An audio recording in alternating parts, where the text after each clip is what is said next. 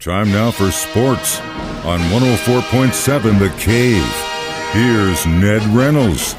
Mike, the intern Ned Reynolds back in the studio on a Tuesday morning. It is cut day for the NFL, and that's going to happen sometime this afternoon. We'll know who the 53-man roster is for the Chiefs. No, I think we'll know by then. The cutting may occur before then a little bit, a couple of hours. I'm a little surprised the Chiefs have only made sporadic cuts prior to this, but 3 o'clock today is when they being all the NFL teams, all 32, have to be down to the 53-man roster. I think the Chiefs are probably in a bit of a quandary, and that may be one of the reasons why we don't know anything, because they don't know what to do.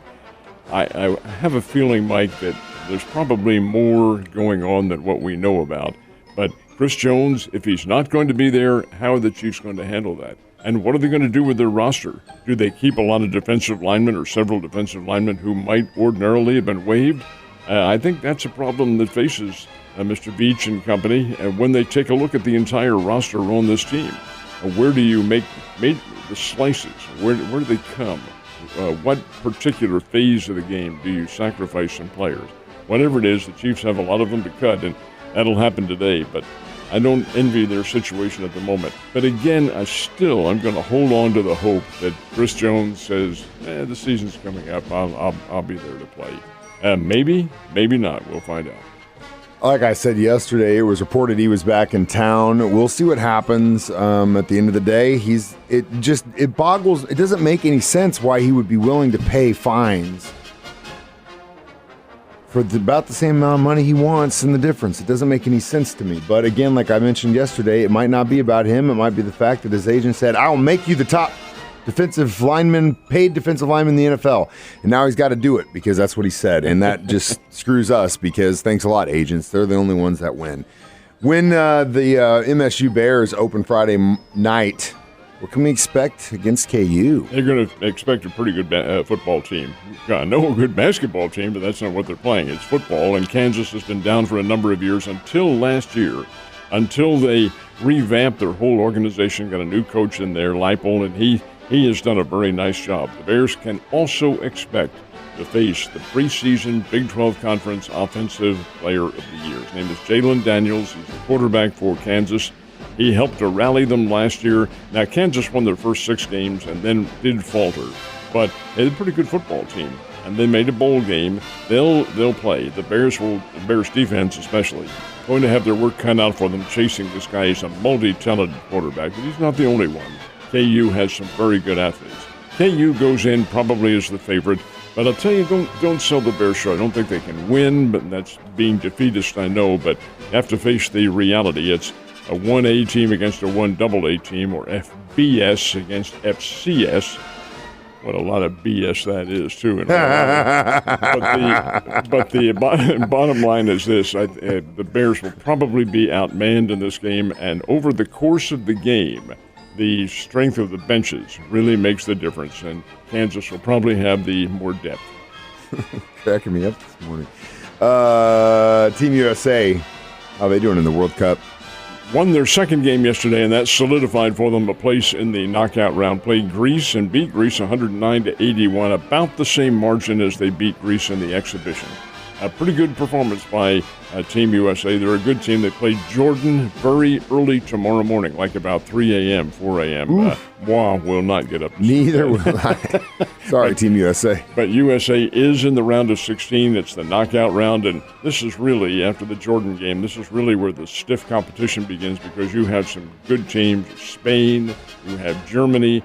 These are all really top-notch ball clubs, and capable of giving the USA a tough time. All right, so last night's Cardinals game in St. Louis, kind of a pitcher's duel going on, wasn't there? It was for the first portion of the game, about the first 6 innings. The Pirates had an early 1-0 lead in the ball game. Adam Wainwright, again, attempting to at least climb another notch toward that 200 victory for his career. He retires at the end of the year, so his time is running out. Did not get it. Pitched fairly well, gave up 8 hits, 1 run, and then departed the game, and the relief corps came in and gave the San Diego Padres 3 more runs. So San Diego wins the game by a score of 4-1. But not a bad performance by Adam Wainwright. He was up against a really good pitcher. San Diego has Blake Snell going for them, and Snell himself struck out 9. 12 Cardinals went down on strikes. Wainwright was only able to get 1 strikeout. That's most unusual for him. But the strikeouts are not what made the difference. Here's the San Diego team, and Mike, this is a vast anomaly in baseball. They win the game 4-1 with a 12-hit attack, four runs and 12 hits. They also left 13 runners on base. That's San Diego, left 13 runners on base. That score should have been a whole lot more lopsided and was not. That's where San Diego, which was thought to have an overpowering team, has really faltered. Their chemistry isn't really good at all. But they win last night 4-1. Cardinals are now 20 games under the 500 mark and 18 out of first place. Kansas City Royals not having the best Monday either. And here's the real gagger on that. The Pittsburgh Pirates win by a score of 5-0 last night over the Royals.